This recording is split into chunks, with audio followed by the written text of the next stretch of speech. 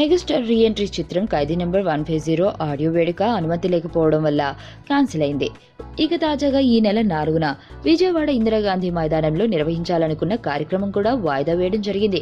అలాగే కార్యక్రమంను విజయవాడ నుండి గుంటూరు షిఫ్ట్ చేయడం జరిగింది. ప్రభుత్వ స్టేడియంలో ఖైదీ వేడుకకు అనుమతులు ఇవ్వడం లేదు. గుంటూరులో కూడా ఒక ప్రభుత్వం స్టేడియంలో ఈ వేడుకను నిర్వహించేందుకు అనుమతుల కోసం దరఖాస్తు చేసుకోగా ప్రభుత్వ వర్గాల వారు నో చెప్పినట్లు ప్రచారం జరుగుతుంది.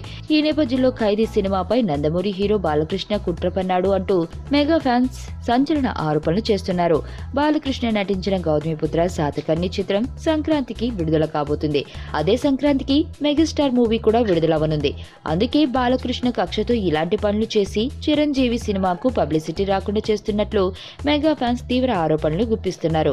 ప్రస్తుతం అధికారంలో ఉన్న చంద్రబాబు నాయుడును అడ్డు పెట్టుకుని బాలయ్య ఇలాంటి చర్యలకు పాల్పడుతున్నట్లుగా మెగా ఫ్యాన్స్ ఆరోపిస్తున్నారు. అయితే మెగా హీరోలు మాత్రం మెగా ఫ్యాన్స్ ఆరోపణలను కొట్టిపారేస్తున్నారు. ఎట్టకేలకు గుంటూరులో ఒక ప్రైవేట్ సంస్థలో ఈ చిత్రం ప్రీ రిలీజ్ వేడుకను ఈ నెల 7న నిర్వహించబోతున్నారు.